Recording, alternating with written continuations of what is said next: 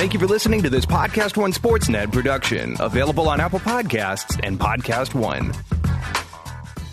The following program is a PodcastOne.com production. He started in a small town in Texas. Worked his ass off to become one of the most famous wrestlers of all time. We're going to take care of business tonight, and that's the bottom line. And now he's dominating the world of on-demand audio. And he's doing it for the working man. This is a damn good outlet for me to spew the bullshit off my brain. Yeah! This is the Steve Austin Show. Unleashed.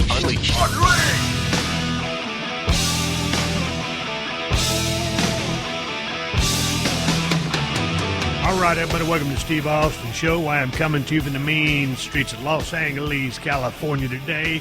I am sitting in my office at 316 Gimmick Street here in Marina del Rey.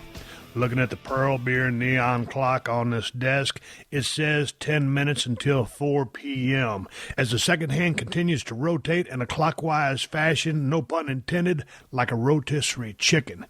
Hey, man, I'm glad you guys tuned in to the show today because I've got a badass guest for you today.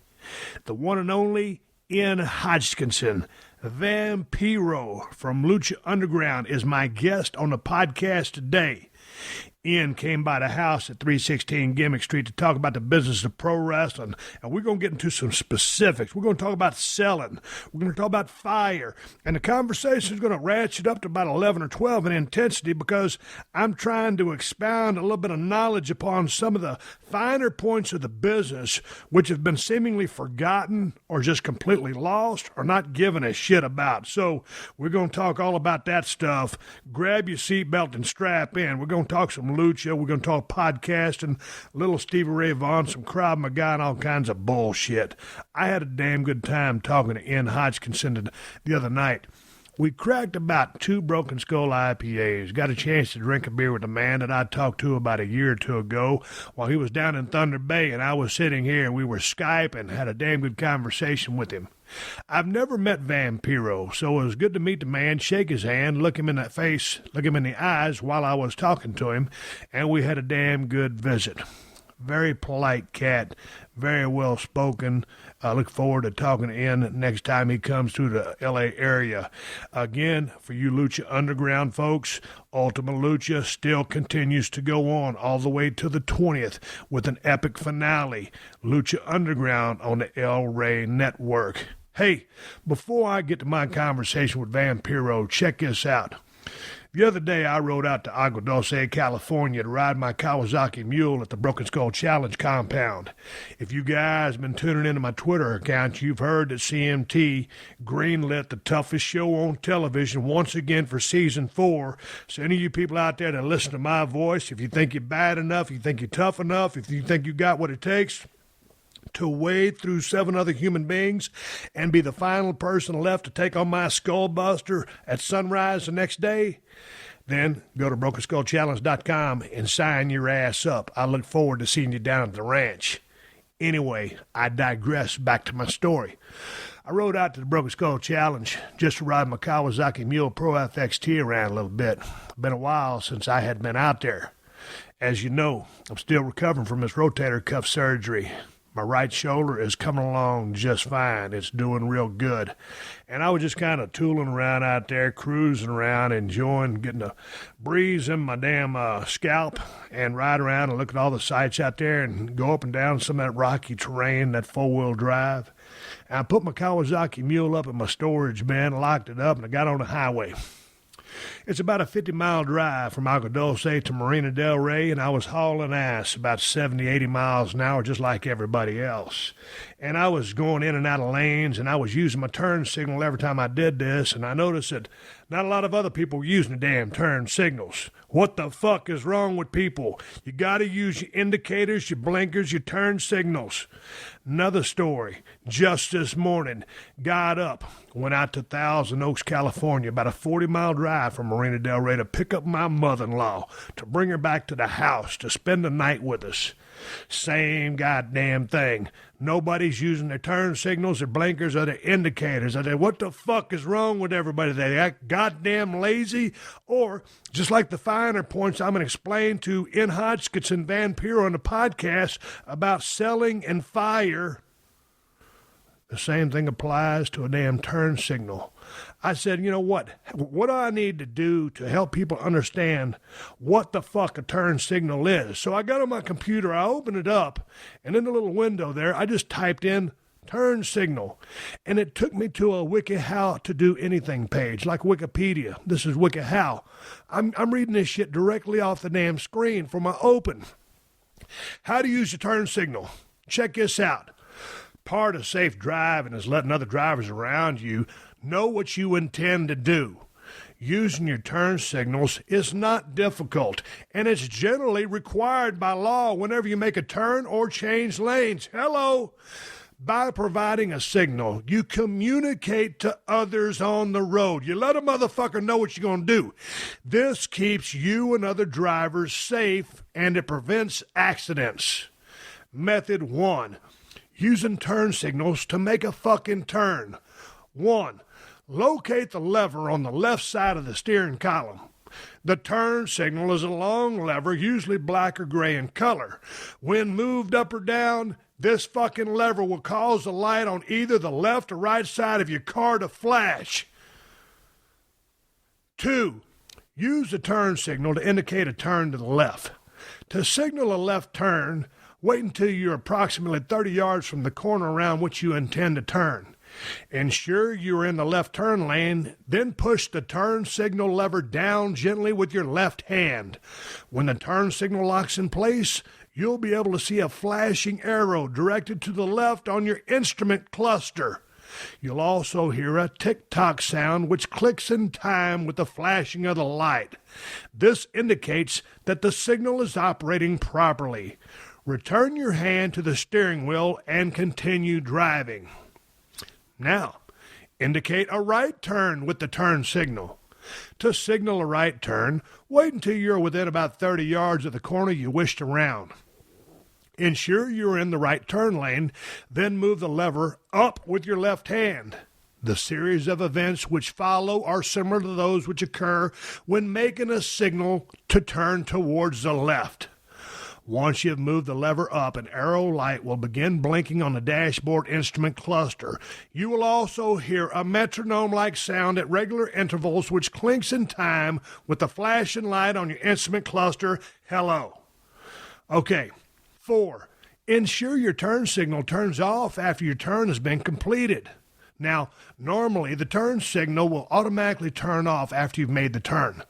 Now, some turns, which are at angles at less than 90 degrees, however, might not trigger the automatic suspension of the turn signal after you've made the turn. Failing to turn your turn signal off after you've completed the turn can be illegal and cause confusion for other drivers. 5. Signal your turn even if you're in a turning lane. Some traffic lanes are reserved for left or right turns only. While it might seem unnecessary to indicate you're turning when it should be obvious based on the lane you're in, use the turn signal anyway, motherfucker. Drivers who are not familiar with the area or who cannot see the signs due to multiple vehicles ahead of them in the lane will appreciate the indication as to where you're headed and could clue them into the fact your lane is for turning in a given direction. Plus, the goddamn law requires that you make a turn with your turn signal. Shit. 6. Don't turn your turn signal on too soon. Only activate your turn signal when there are no intervening streets or alleys between you and the place you wish to turn. If you turn your signal on too soon, someone might think you're turning into a parking lot or down the street, which you actually are not. This confusion could lead to an accident or to you being cut off. Now, here's method 2. Dig this. Using turn signals to merge into or out of traffic. 1. God damn, this is important. Use your turn signal when pulling out from the curb. Before leaving a parking spot on the side of the street, it is important to indicate you're about to merge into traffic. After getting in your car, Activate your turn signal in the direction you wish to merge. For instance, if you're parked on the right side of the street and you wish to merge into the lane parallel to your vehicle on the left side, activate your left-hand turn signal by pulling down on the signal lever.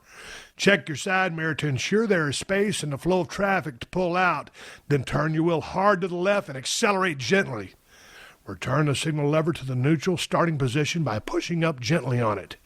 Now dig this one. This is real fucking important. This is a merge onto a highway. Get on a highway with your turn signal.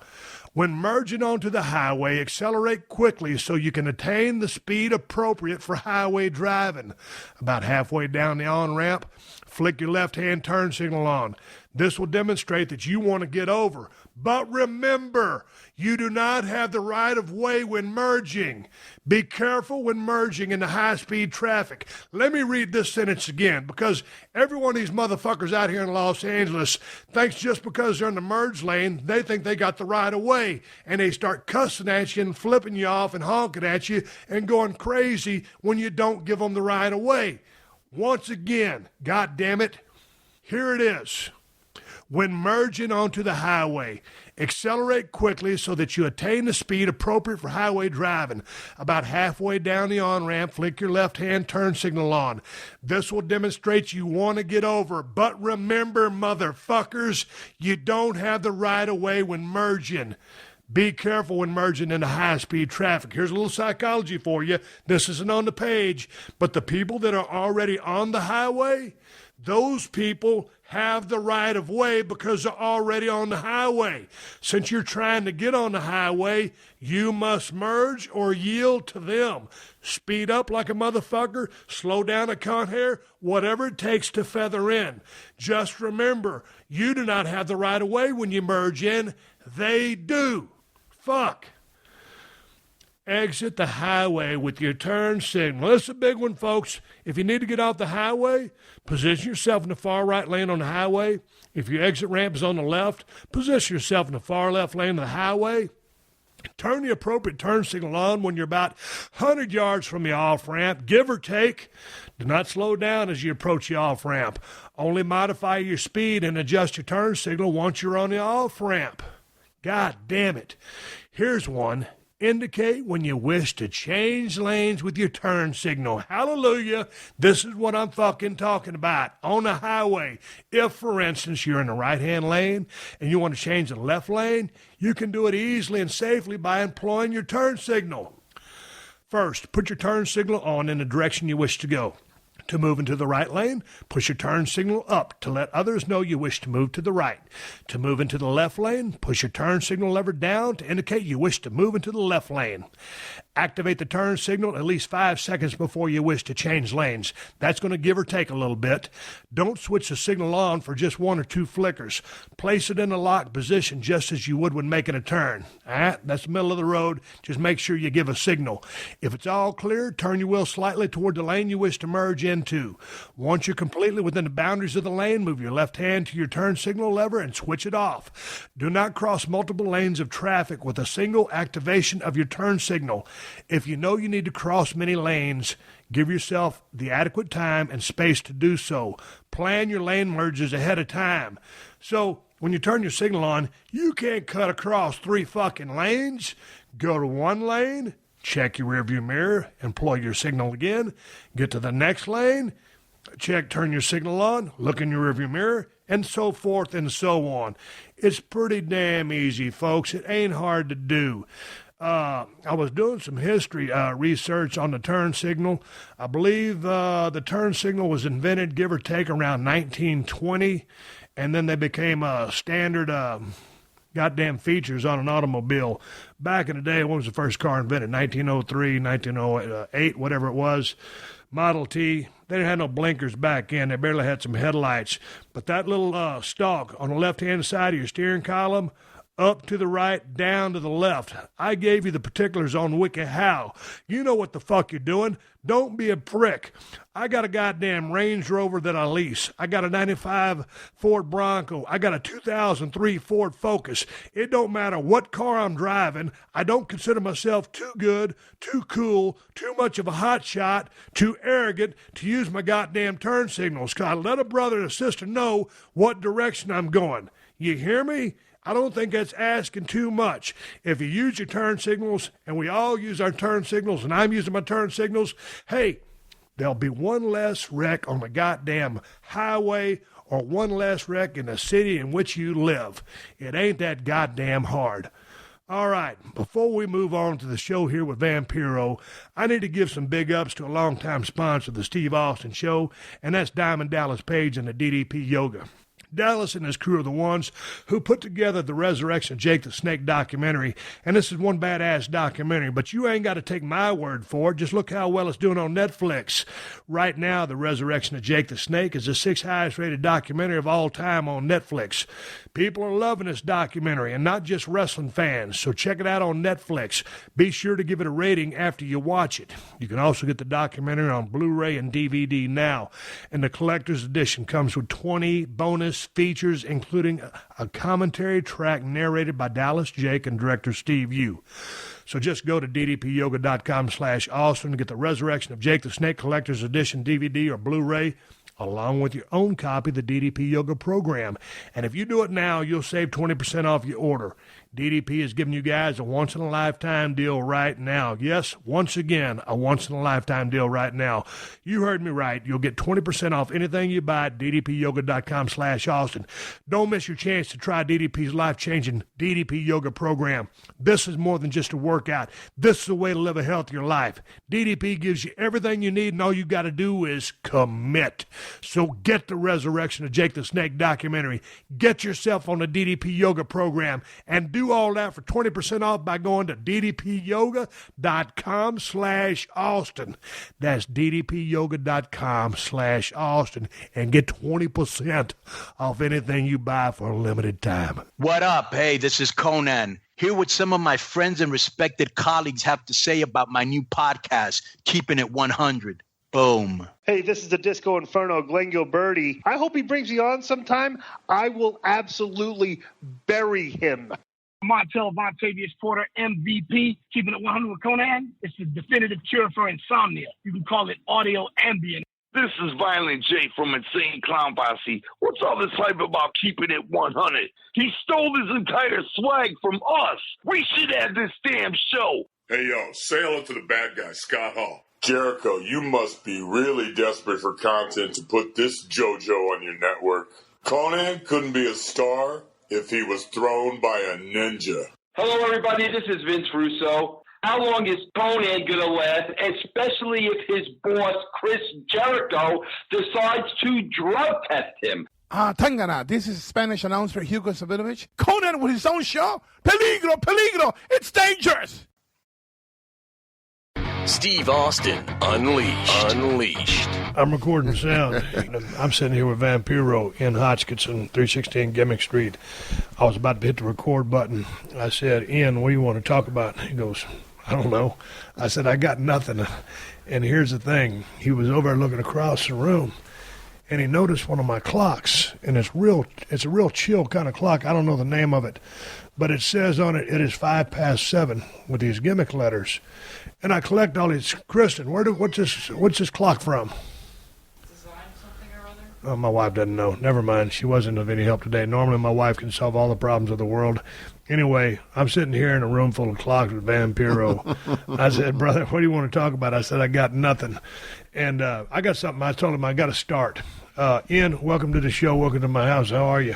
I'm excited to see you in person, man. It's good to be here, brother. I know we had a great conversation on the telephone, and then all of a sudden get a chance to shake hands out there. Yeah. And, come inside and shoot the breeze. Great beer, by the way. Thank you very much. We only drank one beer. This is not a drunken podcast. It should be, though. It could be, and it should be, but you're driving. We got to be responsible. No, you got to be responsible. You're the one driving, not me. I'm okay. I'm Canadian. Okay, you heard it here first on the Steve Austin Show. So I told him, I said, I got to start. Okay, and here's my start. A couple of weeks ago, two dudes had a match. And I said, well, one guy carried the other guy in a match. The one guy was an 18-year vet. The guy that got carried had been in business about 5 or 6 years. All of a sudden, all the headlines were, Steve Austin said so-and-so carried so-and-so, like it was an insult. Dude, I've been carried 1,000,000 times in my career in professional wrestling matches. Hell, I got carried by Bill Dundee. I got carried by Billy Travis, Gary Young, Shawn Michaels, Bret Hart. I can sit there and name a bunch of people. So it wasn't an insult. You have been carried in a match because you happen to be working with a veteran who had a lot of experience and you were a little bit on the green side in? 100%. So was that an insult that I spouted off? I think it's an insult for the younger guys missing the boat and understanding they should look to work with older guys so they get that experience. But to the wrestling journalists or the people that try to... Was it an insult? Hell no. Not an insult. It's just a plain facts. Yeah. You call a spade a spade. Dude carried the match. Okay. Okay, and that's all I said. So it was just grinding my gears, and you've been in the business damn near about the same time or longer than I have been. You're still actively engaged with Lucha Underground on El Rey Network. We're going to talk about the Ultimate Lucha, which is coming up on July 6th through July 20th as you guys wrap up. Was that season 2? Was it season 3? We just wrapped season 3. Wrapped season 2. Look at you, the journalist. I'm just watching you. No, dude, if I'm going to talk about y'all shit, I got to talk about y'all shit. Yeah, look at you. But so you know the fact that someone carries somebody in a match, it is what it is. It ain't no insult. No, it's not. You need a ring general. It's just the way it goes. Somebody's got to be the leader. Yeah. So anyway, I just had to get that out there. That was my start. Well, it's a great start. I mean, and I think that people think they're so smart about our business, and unfortunately, good and bad, or if it's right or wrong, I have no idea, man. You or I don't have a say in this. Things evolve, and people talk too much. The mystique and the romantic part of the whole industry is kind of slowly being exposed, right? Like that guy in Las Vegas who puts the mask on and gives everybody's gimmick away. What the fuck you doing that for? I know that that's not magic, but I want to see the show, man. Don't fucking ruin it for me. A lot of people think that, he carried the match, or your comment like that. Well, let me tell you something, man. The average fan should know there's about 10 or 12 other people who have their fingerprints on that match. It's not just those two dudes up there, so fucking chill out. Yeah, but here's the thing. It's just like... Sorry, I know your wife's here, man. No, that's cool. We got the sliding doors closed. The soundproof. No, dude, this is an Unleashed show. You're good. Thanks for the respect, though. Ian took his boots off. I said, no, man, you ain't going to take your boots off. He goes, no, brother, it's your house. It's the thing to do, so respect. Thank you. Let's talk about a classic. Let's talk about The Rock. Biggest movie star in the world right now, in my opinion. Okay. Now, in his movies... he's either, he's beating up a lot of cats, he's laying a smack down on people, or doing what he's got to do to, it's like in San Andreas, the earthquake movie. Okay. He's saving, the world of the city from all this death and destruction. Now, Ian, do you think that shit really happened? No, it didn't happen, but it's a movie, and we believe that Dwayne "The Rock" Johnson is saving all these people. Okay, so now you made a great point. The mystique and the what was the other romanticism? Word? Of the business has been eroded away by kayfabe being broken. But hey.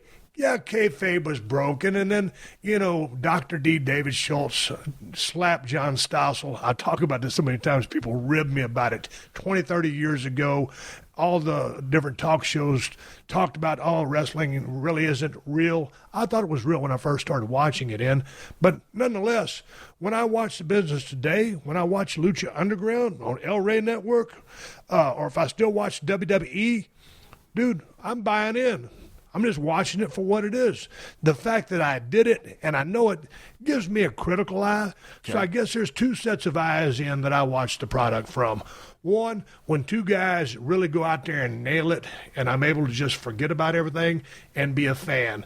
On the other end of it, if I'm watching bad work and a bad storyline, because I am smart to the business, then I start to pick things apart. Okay. But the business left to its own devices, with me knowing what I know, if there's a quality match being done by two badass hands who I understand their character, their motivation, and the reason for which they're fighting, dude, I'm in as a fan. Yep, 100%. I agree with you.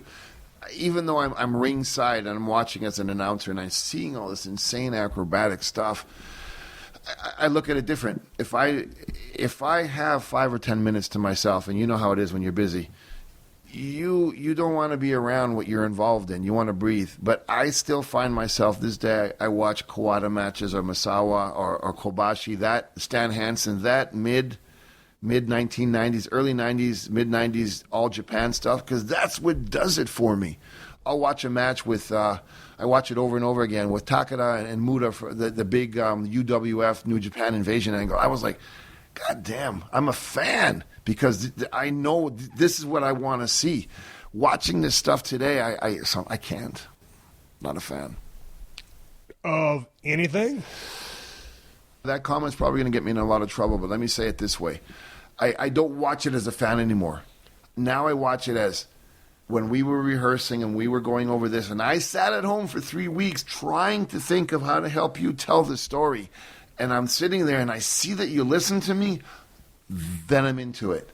If you're just going to go out there and you brush me off and you look at me and you just kind of do flipping and flying, it doesn't do it for me. It doesn't do it for me. But to me, as long as you have some physicality, there's some logic in there. And I go back to... If there's no logic, yeah. Brother, if you get a beautiful Barbie doll girl, is that really going to turn your crank for the rest of your life? Or do you want somebody with some grit, some scar tissue, some experience? Brains. It's the same thing. Yeah. Right? Experience. Somebody who can kind of move you and compete with you and hold your curiosity and sometimes make you want to be a better person. Wrestling does that to you. You watch it. You go to wrestling because you want to be a wrestler. You want to get rid of your stress. You're a fan. You're freaked out. You like the energy. But if it's just put together like a video game, it's like, what are we doing here? Am I wrong to say that? No, it's just that, going back to the Stan Hansen, Brody stuff, and you're talking about like 90s, and I go back to, it was like I was talking to Ricochet. Prince Puma was on here a while back, and I was talking to him. Is that who that is? Ricochet? He's two guys? Are you kidding me? See, on, fuck, dude. I've been doing this forever, and no one tells me anything. Yeah, I'm still waiting for my first victory. Yeah, and because we were Don't talking. even tell me this isn't a shoot now. Dude, it's a total shoot. It's a work shoot. It's a shoot on a work. So, like I told him, the match that he had with Will Ospreay over in New Japan, I mean, it was cool. It was badass. And I told him I'd never seen anything like it. I hadn't. I won't back off that statement. It was spectacular. The athleticism, timing, precision were just off the charts. But, just like I told him, right to his face, dude, I like it. That mid-'80s NWA, Four Horsemen, Ric Flair, Dusty Rhodes, Nikita Koloff, coming on it, Rock and Roll Express, Midnight Express, leading into your All Japan stuff because big fans of Gordy, Freebirds, Brody, Hansen, Funks, all that stuff you're talking about. Because, dude, I mean, you're bringing a fight. You're bringing a fight, and I guess for me, because I don't want to say I'm trapped in a 6'1", 270-pound body, but that's the body in which I perform my work, so I wasn't able to do the things that those guys could do. But to me, just in watching two guys slug it out with logic, if you're doing all the high-flying stuff and there's logic behind it, then I can dig it. Just like I could the heavy-hitting stuff. It's sometimes when you start flying too much, maybe you defy too much logic. Well, okay, I understand exactly what you're saying, and I think my answer is this. And in Lucha Underground, the people in production and the staff, the writers, the producers, or however you want to say it, are so in tune with making sure that there's validity to the violence. We're stressing, and that's the pride and joy of crafting a conversation with these young men and women who are doing these extraordinary physical feats. I, in a million years, for $100 million, would never, ever try a moonsault to the floor. Are you kidding me? But these kids do it with their eyes closed and they look at you and laugh. I mean, hey, things have evolved and good. Thanks to the people who influenced us, we did this. Now they're doing that because of what we did. So sitting back and being able to contribute and say, look it, man, Don't do this, that, and the other thing, and just if somebody super kicks you to the mouth, fucking hell, sell that. You get up and hit him back, okay, but sell your job, man. Those little details that we're injecting into Lucha Underground is definitely, if you watch the promos, the vignettes, the storyline, there is logic, but you really got to sit down and watch the whole show. Does that make sense? Yeah, it makes total sense. I guess not to sit here and run us into a big circle or beat a dead horse. But to me, it's like, as they say, the business evolves. I was talking to a guy a few weeks ago. He said it just changed. Man, I think this is with respect to the younger generation that are in the ring in the WWE now or in Lucha Underground or anywhere, Ring of Honor, any organization. Man, be as athletic or push it to the limit as much as you want, but just make sure you got to have some razzle dazzle here and there. Or if you got that body that can do all that kind of stuff, great. But just sell it. If you're on the receiving end of it, just sell it. Take that Will Ospreay and that Ricochet match from New Japan. And give or take, that match was about 15 minutes from start to finish by the time they started in the ring. And just say you had that match in its entirety, and let's call it 15, but then you would have added in 5 minutes of pure selling by either guy, or even, dare I say, 7 or 8 or 9, because of the kind of stuff they were doing. And some of it might have been a little bit out of sequence, but that was an athletic event. It was an athletic spectacle. But had the stakes been high, a belt on the line, and I knew more about their characters, and I knew that what they were doing to each other actually inflicted pain, then I would have cared more. I made a comparison of that match to 1982 Dynamite versus Tiger Mask. Lots of similarities, a lot of same precision, but what I loved about Dynamite's work was his intent to inflict pain, his intent to try to harm you. He was working, of course. He laid his shit in, and he was trying to win an athletic contest. And I guess that's my bottom line. An athletic contest where there's logic, and I care about both combatants, whether I love both of them, hate both of them, or love one and hate the other. But those are my basic components that I really want to see to enjoy a match. Okay, I'm going to throw some crazy stuff at you. If you look at, I'm going to give you 3 examples. Just the fact that Tenru, if anybody can remember Tenru, or Jumbo Tsuruta, were sumo guys.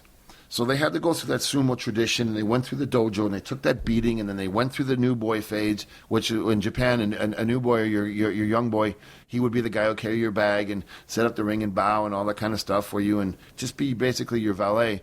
But in it with respect, though, it's a different culture. And then all of a sudden go in there. So you got this guy who's put in 15, 16 years of earning that opportunity to go into a fight. So when he locks up and it's that bam and that snatch, and you throw him to the ropes and you come off and that bam, and no one moves, that's authenticity. People, God, these guys are bringing mountains. Why am I saying that? Marco Antonio Barrero fought Eric Morales 3 times. The second fight, it was like that match with those 2 kids in Japan with Ricochet and the other young man.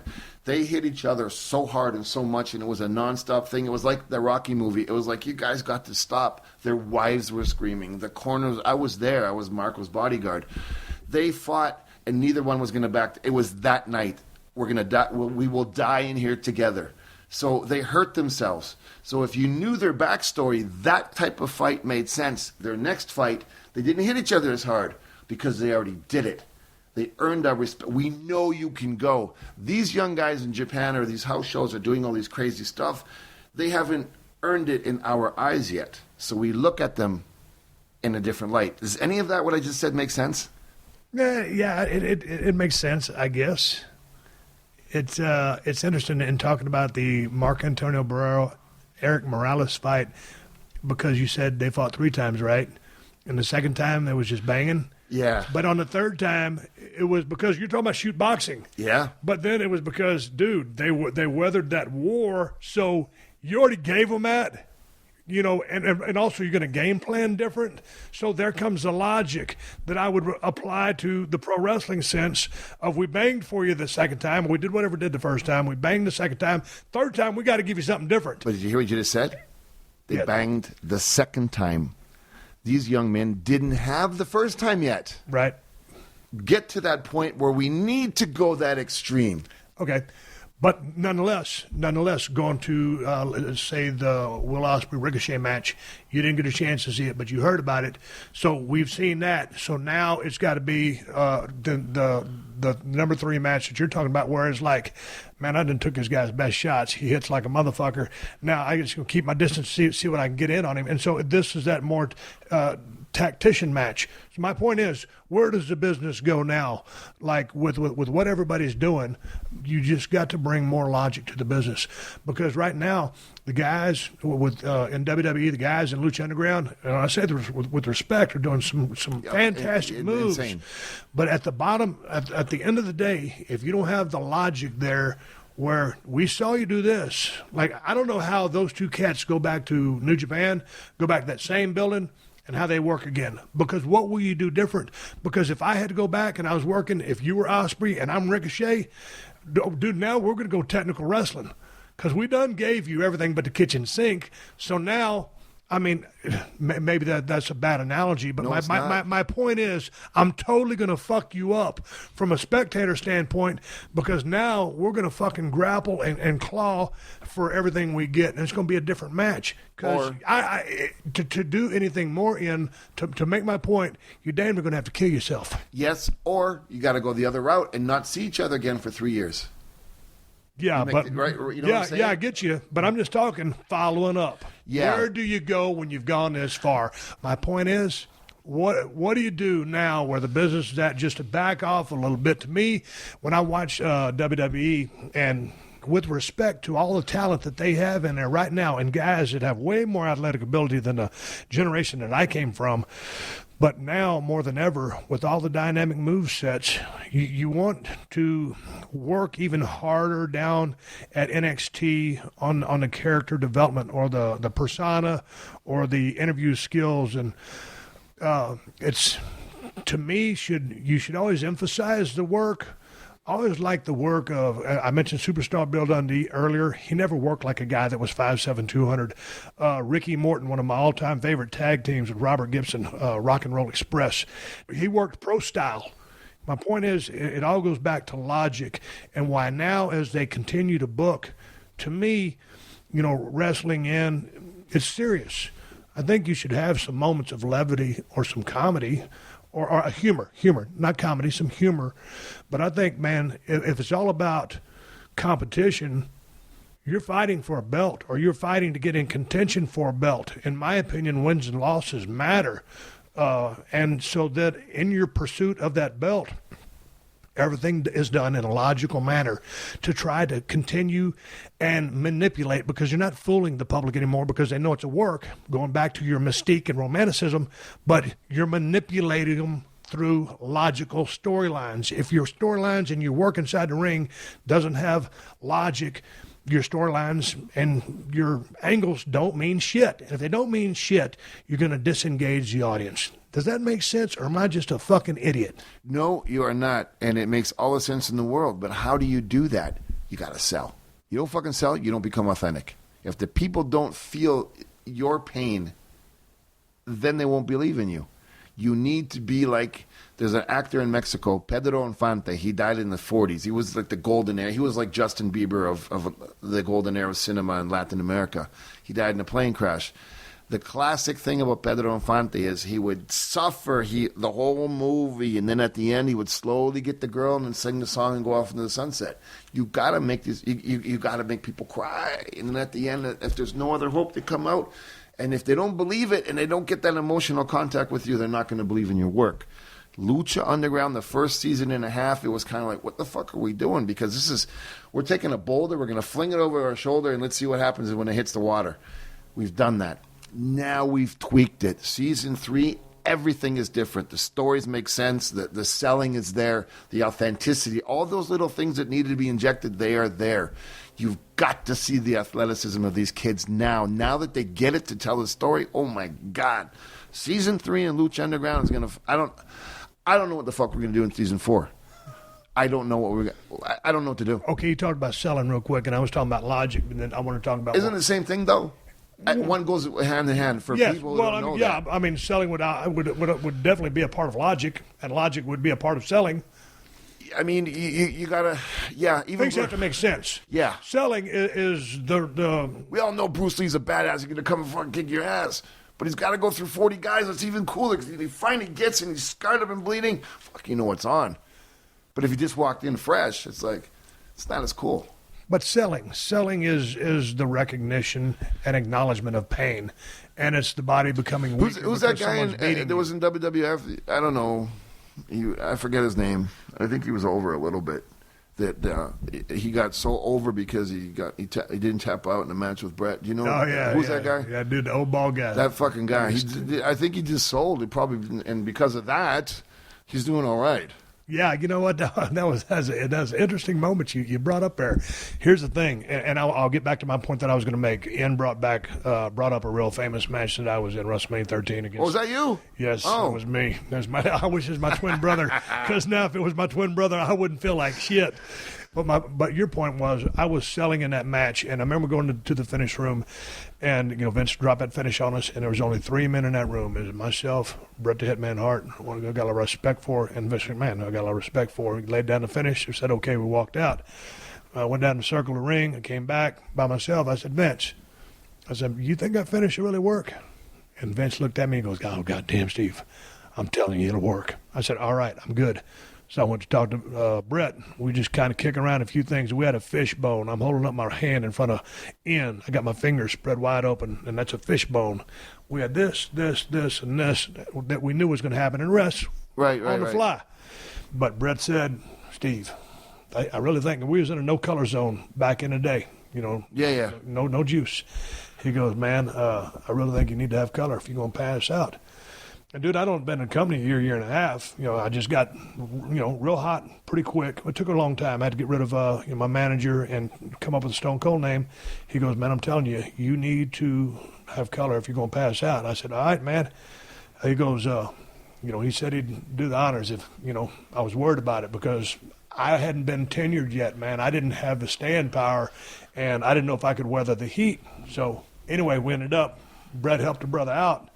And I got that color, but that was the picture of what you're saying as far as selling. I passed out. That was the thing that made me. But the fact of passing out is the act of losing consciousness, and that is the ultimate price of selling. And the blood painted the visual picture, which will ever be ingrained in people's minds, one of the most iconic pictures in probably WWE history, and probably the only time such a high-level double turn has ever been done.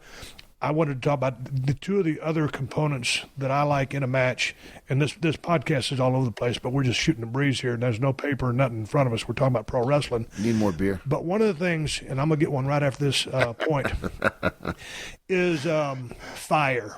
Fire, because I'm sitting across from Ian. I don't know if you ever met Ian before. Scary-looking dude, bald head, got tattoos everywhere, pretty jacked up. A dude knows some iron, teaches Krav Maga. So, Ian, if we used to stand up, and we're standing here in my house, and I just start slapping the shit out of you. About every 15 seconds, I just fire off and just knock the shit out of you. There's only so many of those you're going to take after you say, "You know what? Fuck this motherfucker," and all of a sudden you're just going to go haywire and try to stomp a mud hole in my ass and walk it dry, because I've angered you to a point where I've insulted you as a man. You're a guest in my house, and now I'm teeing off on you, and you're going to fire back. So when you fire back, I would imagine you're going to fire back with extreme vengeance and trying to inflict as much pain in me as you can, because I've pissed you off. I've fucked you over, and I've disrespected you. Much like a heel getting heat on a baby face. He's been breaking all the rules. He's pulling his hair. He's pulling his fucking tights. He's doing everything he can to keep his baby face down, but that baby face is fighting for everything he can. He's playing within the structures of the rules. Why? Because he's a baby face. But finally, after calling a couple of hope spots, it's time to make that comeback. And when it's time for that comeback, I'll guarantee you, you're not going to hit me 3 times with a running clothesline here in my office. You're going to beat the fuck out of me with your balled up fist, use some Krav Maga, or kick the fuck out of me. My point is, it's going to elicit an emotion out of you, which is it's fight or flight. I doubt very seriously that you're going to run through my sliding doors and run down the fucking block hollering. I would imagine that when you open up on me, you're going to bring everything you got because it's time to end this bullshit. Am I correct? Yeah. And you know the point I'm trying to make. I do. I'm kind of a bitch, so I'd probably just take and start to cry and say sorry that I offended you. Yeah. So I wouldn't fight back. Come on, go with work with me on this. I'm trying to make a point about fire. Well, fire. Look at the NHL. We're setting up for a face-off, and you look at me. That's it. We're going. Right. So you punch a guy 3, 4, 5 times. Of course, he's gonna fire back. It doesn't take that much, right? You ain't gonna stand there too long. Yeah, but you ain't gonna kind of fire up. You got to fire up. You got to go. That's one thing that it is to me is a lost art in the business or a lost emotion. Because you're talking about selling, we're talking about logic. It'd only be logic. Let me turn the tables. Fuck, you come over here and you slap the fuck out of me a couple times after I said, hey, Ian, why don't you come over to my crib? We'll do a podcast. I'll tell you right now, you ain't gonna get too many of those motherfuckers because we're going. And goddamn, whether I beat your ass or you beat mine, we're going. That's the point I'm trying to make. That's logic in a match. Yeah, that's real life. Dude, it's a fight. If you want to do something here, you're going to pay for it. Well, if you do something in my ring, I'm the babyface. All of a sudden, I got a gut full of your antics. I got to come back on your ass. And so when I'm talking about engaging the audience, I get amped up about it. Dude, I'm talking about it. I mean, if you want to grab an audience by the guts, like Tom Cruise and Mission Impossible or any of your favorite action stars, whoever the fuck it might be, when it's payback time, it's payback time. Yeah. And so when you're talking about selling, we're talking about logic, we're talking about doing all these things in a match for it to be believable, to work on the character development so that I either love this person or I hate that person, or whatever the case is. I bought into their characters, and fire is so simple, but you see it these days so manufactured. Yeah. That it's see-through. And it's the same old 3 clothesline bullshit comeback. And I can call the comeback because I've seen it a million times. But the worst part of it? I don't feel it because there's no anger there. And if a person has fucking held me down by cheating, or if it's just my time to get my shit back in, I'm pissed off and I'm coming for your ass. And you've got to send that message out as a babyface or reverse it, a mean streak as a heel. If you're a fucking dastardly piece of shit, cowardly, whatever, or just a bully, when it comes time to get heat on that babyface, if you ain't stomping his guts in with malice and intent to hurt, you're doing your job wrong. You ain't got to go about doing it in a rapid-fire fashion. You can pace yourself. I'm not saying rush, which is another a mistake that you often see today. It's the biggest People are rushing so much shit today because they think, we're not getting anything out of the crowd because we're not doing things fast enough. No, you're doing things too goddamn fast. Slow the fuck down. I take you back to a match that one of the best matches I've seen in a long time was you and fucking Pentagon Jr. Was it season 1? Season 1. Dude, the way y'all laid that out, you ain't been in a ring in fucking how long? What, 8 years? Yeah, and I'm sitting there thinking, all right, how's Vamp going to pull this off? Dude, you sold. You generated offense, then he got back on top, and you had the size advantage, the clear size advantage, but he operated and worked on you in a fashion that was logical and sensible. I bought into it, hook, line, and sinker. I ain't just saying that because you're right here. I talked about it last year on the podcast. Yeah. You did, and it makes more... First of all, for the fans, it's been a long time since anybody's seen Steve Austin cut a promo, and I'm right here front row. You're all fired up, veins coming out of your neck, rolling your sleeves up on your biceps. You're fucking ready to go. I'm backing up. Hey, man, I'm your homie, brother. But I think the biggest thing that the kids are making, when I say kids, the younger people are making, boys and girls, men and women, are you're going too fast. You're too quick. You punch a guy 6 times, and before the fans can even say that, digest that violence, you've already kicked him and spun kicked, and you did a moonsault, you've kicked out, you don't sell the chair shots, and you're back. Everything you just did, junk food, man. Fucking in and you just wasted all that talent. You didn't tell a fucking story. And I think that's the point. Telling stories. I'm going to tell you a story right now about 2 dudes One of them's bald. The other guy's, he got the I'm bald. number 2 gimmick That's on. number He 1. almost- It's a 0, but this is growing up. 0? Yeah. So you got these two thirsty guys that are angry. They're sitting across the table. Goddamn, brother, I got to calm you down. You can't come over here and kick me and stomp me in the corner. I'm just trying to make a point, Give me a man. cutter. Jesus Christ. I was trying to make a goddamn point. Fuck, I scared I had called my everybody. wife on my cell phone, get my blood pressure medication in here. Holy shit. You fucking, yo, Jack, what's wrong with you? No, but you know what? But Yeah, doesn't I I mean, know. like when you talk about the business, you get excited about it. It's like I get so fired up about the business because that's my love for it, and so I just get ramped up. So I didn't mean to go fucking crazy. I think it was fucking awesome. If I had a tachometer, I was probably like at the 7,500 RPMs. I almost redlined a couple times. No, you redlined like a motherfucker. I was watching you. Well, since I redlined, we're going to take a pause for the calls. Sponsors come in here and do your thing. I'm taking a break to have a beer with N. Hodgkinson, Vampiro, here at the Steve Austin Show. Coming right back in a minute. Hey, you looking to buy a used car? Then you should check out TrueCar.com and the TrueCar app. I bet you didn't know that you can use TrueCar to help you buy a used car, too. It ain't just for new car purchases. There's over 500,000 pre-owned vehicles available from TrueCar certified dealers nationwide, and there are over 11,000 TrueCar certified dealers. And TrueCar lets you get upfront pricing information on new and used vehicles and lets you see what other people pay for the car you want so that you feel confident you're getting a fair price. With TrueCar via their TrueCar pricing curve, you see what other people paid for the car and you lock in your guaranteed savings. Then you can connect with a local certified dealer of your choosing, take them your TrueCar guaranteed savings certificate, and make your car buying experience quick and easy. Over 2 million cars have been sold to TrueCar users by the TrueCar Certified Dealer Network, and TrueCar users save an average of over $3,000 off MSRP. So when you're ready to buy a new or used car, visit TrueCar.com or download the TrueCar app to enjoy a better car buying experience. Some features not available in all states. I took a serious break here in the action, man. I got all calmed down, regained my composure as the great Gordon Soley. That's How about that? Who can pull a name out like that, huh? Trivia, baby. Come on. Hey, well, let's talk about your announcer for Lucha Underground. Dude, were you influenced by anybody's style? Yeah, of course. The Great Muda was probably the guy I tried to copy the most. No, but from an announcing standpoint. Oh, from an announcing standpoint? No. I got a friend, Kevin Gill. He does some indie shows and stuff like that, and he's got a podcast, and I've kind of stole things from him, probably. I kind of approached it like this. I thought, I have no experience. I have no clue. The best thing about me is being animated, like you just right now. You're fired up. I think I've made a career of being charismatic. Why study and go into business with somebody who does that for a living? Just go there and be a filler. Looking at your picture of Stevie Ray Vaughan, I remember Jimmy Vaughan telling his brother, how are you going to play lead guitar and sing at the same time? You're not going to do it.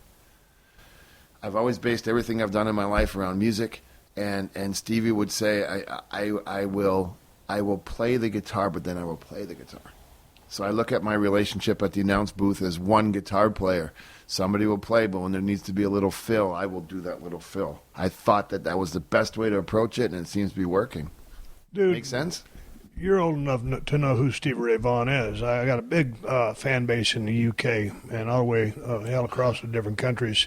And a lot of people here in the States are too young to understand who Stevie Ray Vaughan was. Okay. To me, he's the greatest blues guitarist player ever. In my opinion, he's my favorite guitarist of all time, ever. And I know some pretty badass guitar players. Did you ever get a chance to watch what this guy did? Yeah, of course. You know, he used to play at the El Macombo in Toronto. Exactly. There's a famous recording of that very concert. Yeah. And I was at a show. I was working for MTV, and there was a big festival going on, and the Stray Cats played, and Stevie Ray played, and I saw that in Minneapolis. I saw him a few other times, too, but yeah, I've seen him. Sure. Good stuff, dude. Absolutely. The best stuff. Yeah, but he opened for the Stray Cats. How about that? Well, that's interesting. That's back when he was paying his dues, back in the dojo days. Yeah, he was about to break. He was breaking, but the Stray Cats were the Stray Cats. Right. But to see Brian Setzer and Stevie Ray together, come on, man. Maybe it's a little bit. If they're friends of the UK, of course. I mean, the Stray Cats started in the UK, right? They left New York, went to there. God dang. Yeah, man, none of my fans know who the Stray Cats are. Man, the Stray Cats had a good run, but I mean, that's because we're two old dudes. I want to go back to Lucha Underground because beginning of season 2, y'all shot, and I sent you a text message as soon as I saw this thing. It was open of the season. You were in an insane asylum. What would you call it? An insane asylum. Yeah, I was in an insane center asylum. Yeah, I was in the insane asylum. Yeah, okay. Mental facility. Yeah. So anyway, you're at the end of the table, and the dude's talking to you, and Ian asking you all these questions. Are you still having these visions? Yeah. No, and you're having these flashbacks, and so you lied to him because you are having the visions, and you're not thinking about doing these bad things to people. And there's a flashback like you really attacked the guy. So the dude slides you some pills across the table to take 2 a day, and it's always take 2 a day. But since you're a wrestler, you got to take whatever. Yeah, 2. So you got to maintain your sanity. 87 must be better. My point is, after all this time in the asylum, he lets you out. Yes. And then there's Matt Stryker there to pick y'all up in a badass. What was it, a Cadillac or was it a Lincoln? I think it was a Lincoln. Yeah, it was a badass black car. Yeah. And so I sent you a text message. That vignette was so epic. I thought that you had got your own action adventure series. I said, dude, did you get a series? And you're like, what the fuck are you talking about? I said, no, the thing on the TV. So I thought you actually had a fucking series going. That's how well that thing was shot. How long did that take? And what did you think when they broke it down to you? It took about 2 hours. It was pretty quick. That's very quick. Yeah, we kind of, because they were like, I just said, fuck, guys. They broke it down to me, and we were going over it, and the gentleman who played the doctor, Anthony Jensen, he guided me. He said, listen, he's an actor, and he's also an upper echelon in Lucha Underground.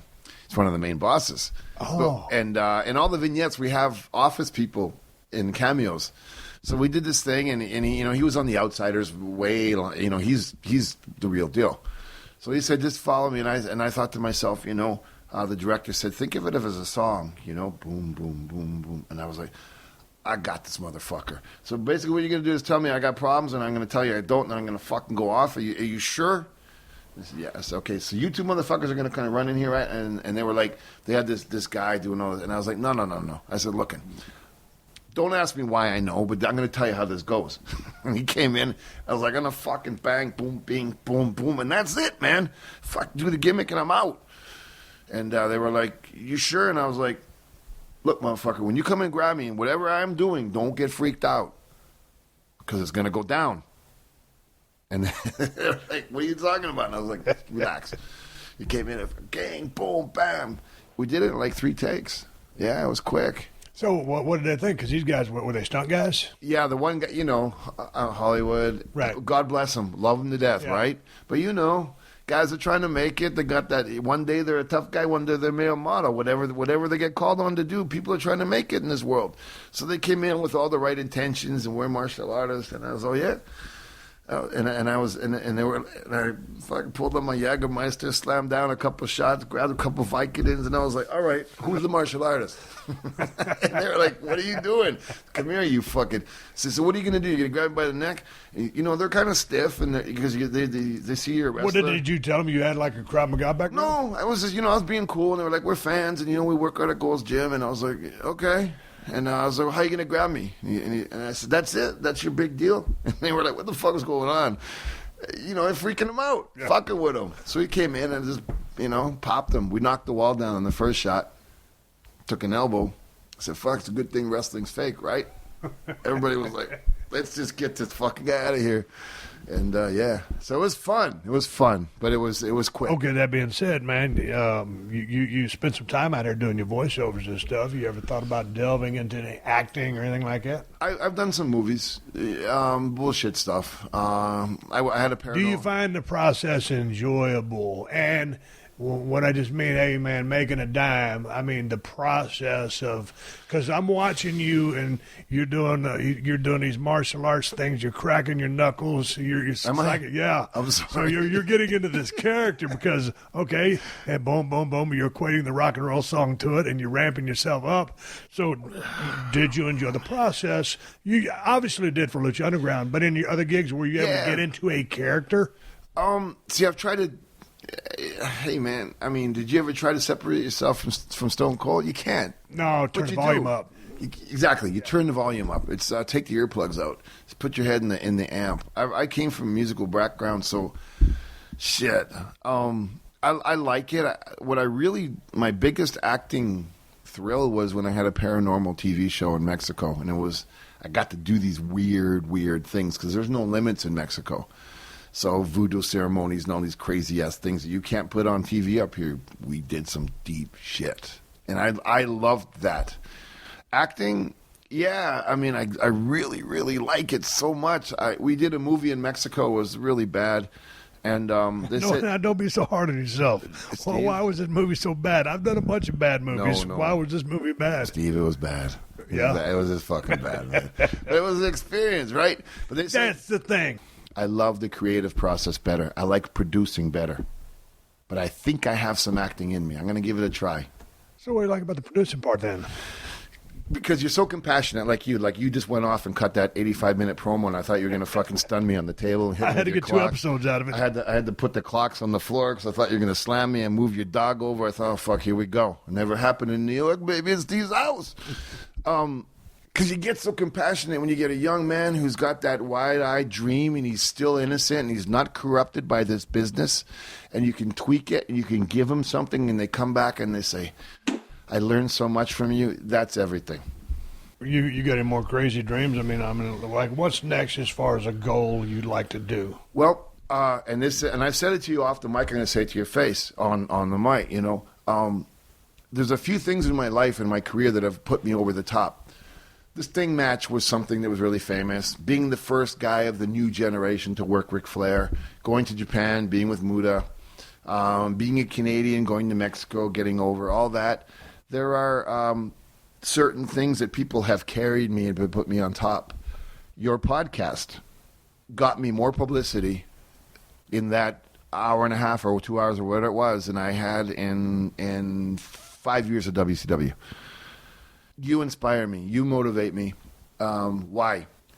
Because you left the business intact. You suffered in WCW. A lot of people don't know that you suffered in WCW. You paid your dues, and they told you weren't going to make it, and they didn't have plans for you. And you know how it is. Van, I'm your fan, dude. I watched all your shit. And to hear the kids talk about your podcast, how passionate you are, and then see a Steve Austin fucking promo right in front of me, drinking your beer in your house. Holy shit, do I have any wild dreams? Dog, I'm telling you, the work that you do for guys like me and the people who listen to your shit, I told you I want to do a podcast because of you. I don't got no fucking desire to sit there and type and read and study and talk to people and answer. Fuck that, man. I did my time in wrestling. You make me believe again, man. What would the podcast be about? Fuck, I don't know. Just going to get a bunch of Steve Austin beer and look at the clock and see what happens. I can get a beer place to sponsor you. I got that covered. Call it in the ring. Probably about 1 million cats out there fixing to get started podcast. I can call it in the ring. No, go fuck yourselves, all you guys. Don't steal that shit. Call it in the ring, bro. What's it going to be about? Call it in the ring with Vampiro. The ring could be anything. The ring could be the world. I mean, if you didn't want to talk about wrestling, you could talk about pop culture. You could talk about anything, a movie. Man. You could talk about. You could talk about your paranormal. Where are you from? Born in Austin, grew up in Victoria and Edna, and then moved out to San Antonio, and then out here in L.A. I was born in Thunder Bay, Ontario. What do you and I have? And what the fuck told me 30, 40 years ago that I would be sitting here with you? It's that brotherhood, man. It's that love. It's that thing that this business has done to us, man. We ain't never going out. We're doing life, man. And we're living life. Okay, you said you'd like to have another match. Yeah. I thought I was going to have it about half an hour ago, and you're all pumped up, veins coming out, fist was squeezing that microphone, and some of them knuckles turning white. I was like, God damn, I'm going to tap out even before he stands up, but hell yeah. See, that was like if WrestleMania 33 was tomorrow, that could be the match. But anyway, let me just... Do I want to do another match? I'm going to retract that because I'm not selling anything as far as me and a WrestleMania. Not anything. Stacy, leave that in. But I was just making a point. Yeah, I got caught up in the moment. But yeah, I mean, so in a match in Lucha Underground, who would your opponent be? It doesn't matter. It doesn't matter. You just want to do it again? You know what? I'd like to, just because he's my friend and I respect him so much. I just want to. But I wouldn't do it because I would embarrass him. He's too good, Johnny Mundo. I'd like to be in the ring with him just because he's so fucking good. But I wouldn't do it because I would look bad. He's just on another level. PJ Black, I'd like to work him just because we're old school guys, and it would just be a good vibe, man. I'd love to do a job for a new up-and-comer. I'd like another program and give somebody the launching board they need to go. I'd do it with anybody, man. But then again, when you said doing a job, I understand where your heart is. But then if you think about the business, what if you did 2 matches? And that's me being selfish. And so then you go over the first time and then go under or do the favors for on the way out. Because you don't want to go into the program now just saying, hey, paying the price or doing the favors just to get this guy over. Come in there and get something for yourself and then return it. Okay. You see what I'm saying? Yeah, if I did that, it would be 2 matches. I know, that's what I'm saying. I did it the other way. Yeah. And I got 4 seasons out of it. Dude, that deal with Pentagon Jr., that was off the charts. But, dude, I'm going to do something this year. I think Mundo, dude, I don't know, not too good. He's awesome. But I think you guys have great chemistry together. Well, here's what I mean. He's so phenomenal right now. He's at his best where he is as a young man. He's at the right age. He's at his peak. I don't want to waste his time. He doesn't need me. I'm too respectful. Dude, he'd be into a big time match. That's a big time match. Well, yeah. Okay, name me a bigger name than you. If you say there's not blowing smoke up your ass, but looking at what you've created, looking at how people perceive you, you stepping back, dude, you know it's going to be a special match, so it has to be a special person. You're a made guy. So when you say that, yeah, he's at the top of his game, well, you were at the top of your game as far as your in-ring stuff, much like me many years ago, but as far as perception and being over, dude, you bust out the wrestling gear and boom, you're at the top of the food chain. Yeah, I understand that. I think it would be more interesting to be a partner with somebody and let them get the rub and then turn on you, do an angle and make it a long-term deal. Give some credibility. Let that kid get his authenticity by being in with older, established made guy.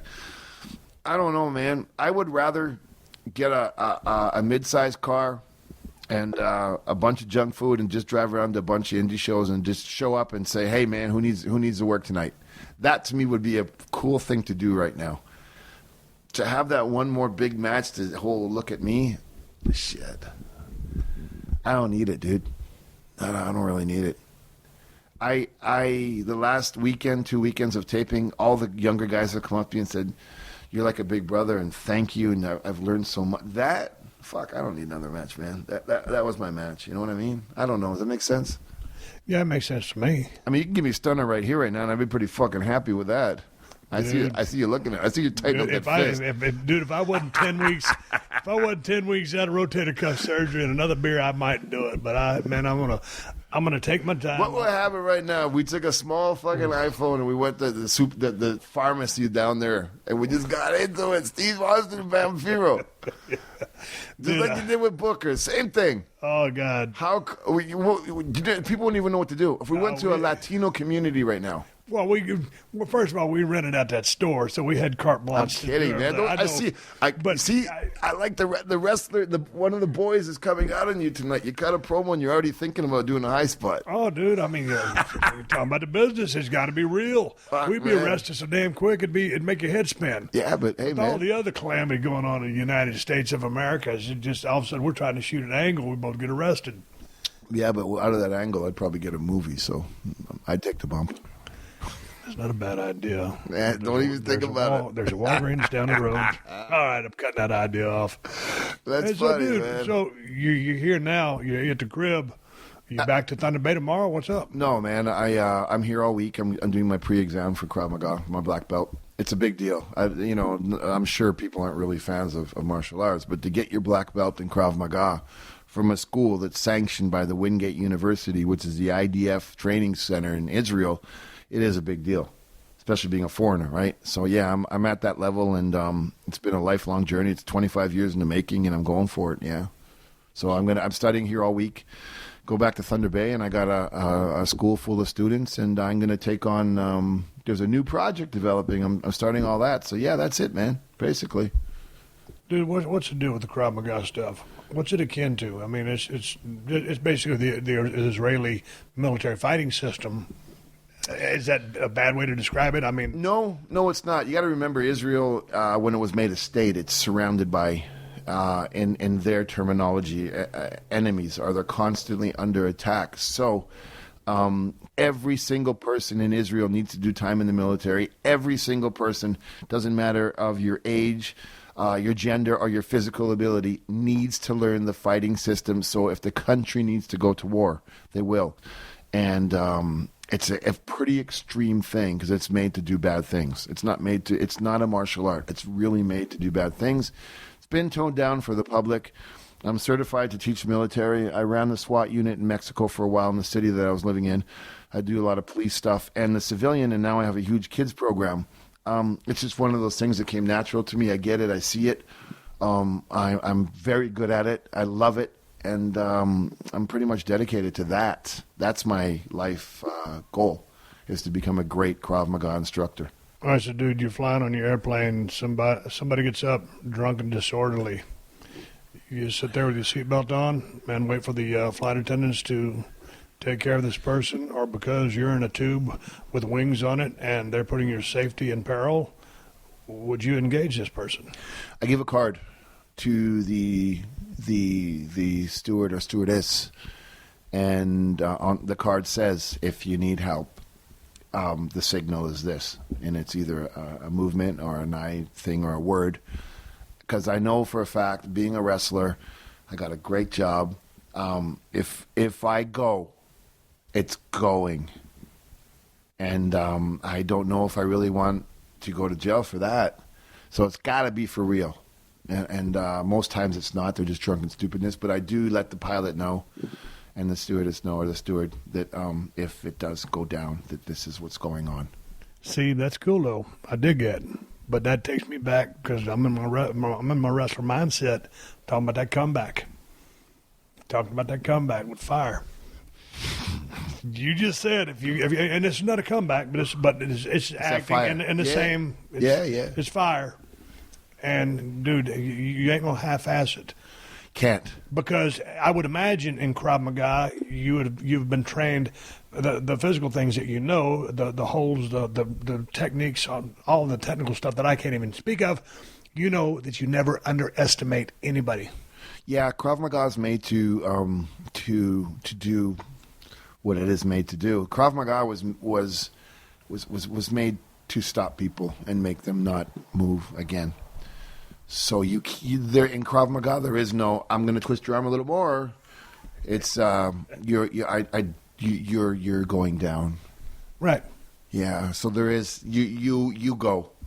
Our mindset is it's 150. It's not 10%, 20%. It's go and finish. All right, let's shut down. I got time for one more beer. I've enjoyed talking to you. I hope so. We've just been all Boy, I guarantee you I damn near was going to beat your ass a while ago, or get my ass beat in the process. No, we damn near had the damn match of the century. Dana White, Vince McMahon. Damn phones on the damn board was lighting up because they could hear this promo through this screen right here. I'm down. You want to just do the Hulk Hogan, Jeff Jarrett, just step on my chest. Dude, I was going to Pentagon Jr. reverse it and take the L. Fuck, brother. I was going to tell you, get to hit me in the head with this Pearl Beer neon clock that I'm always talking about. By the time both of you and I got our broken old asses up to do that, it would have been time to go to bed.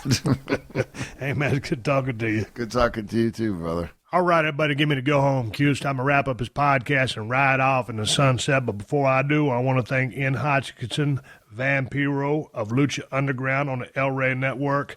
Ultima Lucha 2 is happening right now all the way through the 20th.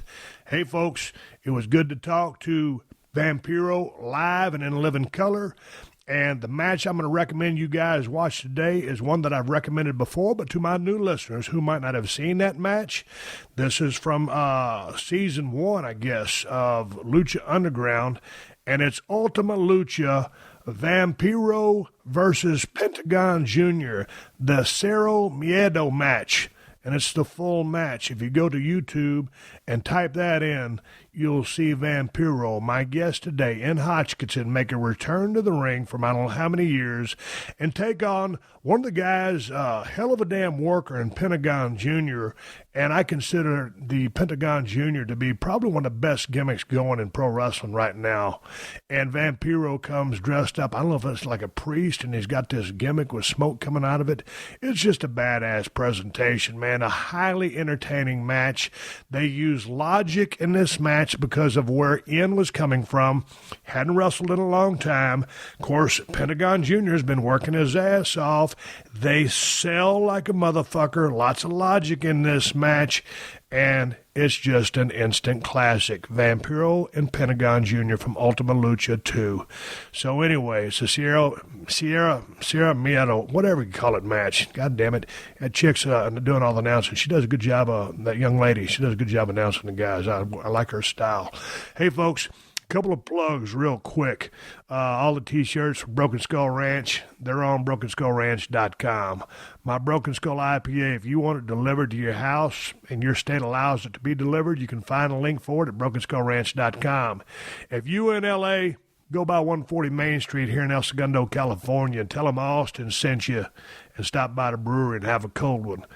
Hey, if you want a Steve Austin Broken Skull knife from Cold Steel, go to BrokenSkullRanch.com. Anything Steve Austin, you can find on my website. Hey, I appreciate you guys supporting the sponsor of the Steve Austin podcast.